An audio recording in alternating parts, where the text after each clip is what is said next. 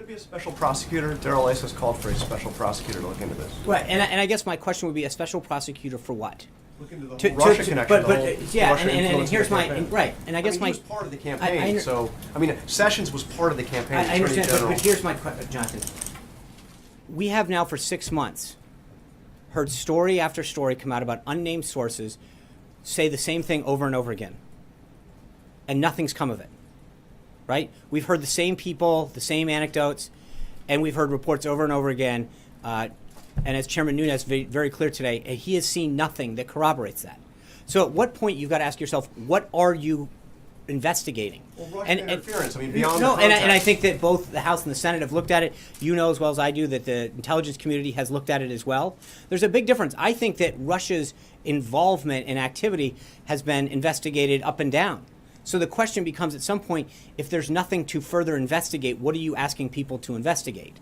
I mean, Chairman Nunes spoke very clearly today when asked over and over and over again about all of this and said that he has seen nothing that leads him to believe that there's there. The president has spoken forcefully time and time again that he has no interest in Russia. He hasn't talked to people in Russia in years.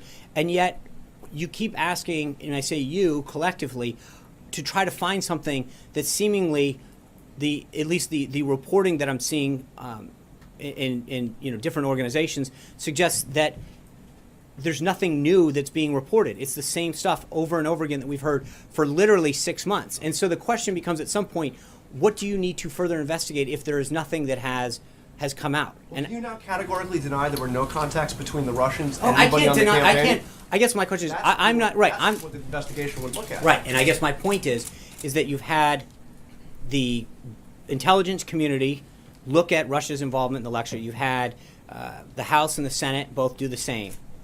And so what I'm trying to ascertain is at what point, how many people have to say that there's nothing there before you realize there's nothing there?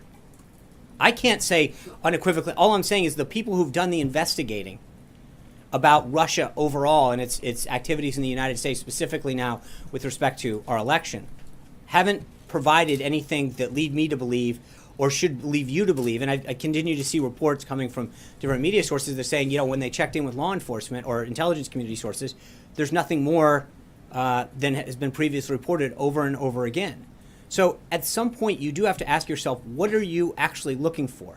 How many times do you have to come to the same conclusion before you take the answer? And that's what Mara?